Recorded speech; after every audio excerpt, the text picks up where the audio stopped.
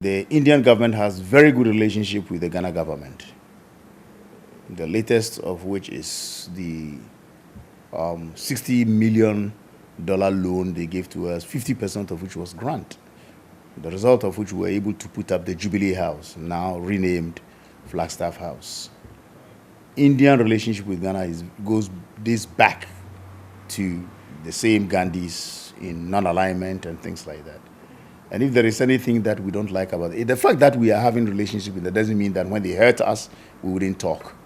But that also doesn't mean that we should be able to, frown upon normal things. And now it has thrown the university into some kind of chaos. Those for, those against, and it will go on forever. But one thing we should remember is that Gandhi holds a very high profile in international relations, just like Kwame Nkrumah. And therefore, if he has done anything which was bad in the past, you need to weigh it against what good he did.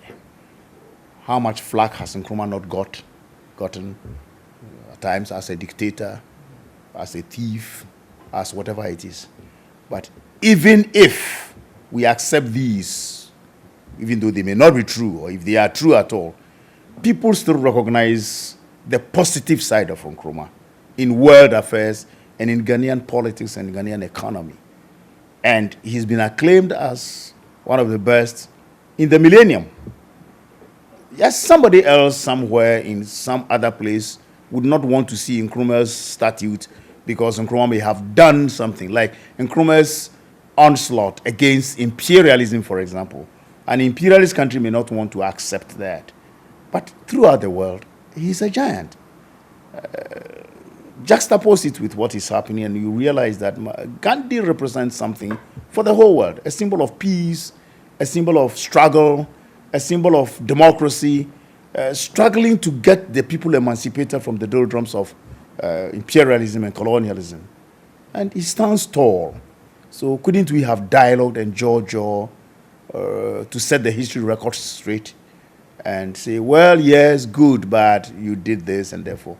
Now we are setting the Ghana government against the Indian government in one way or the other. We are setting our historians against each other. We are setting students against each other. I'm not very happy. I think we would have used a better method. Well, give me one person who has stood so tall in world affairs that there's not a single negative thing about him.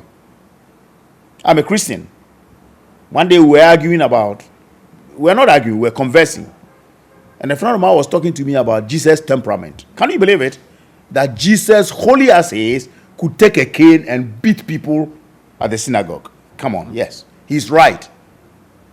But Jesus is human after all. Would you, because of the caning of people in the synagogue, say that Jesus Christ is a bad person? That's the analogy I'm giving you.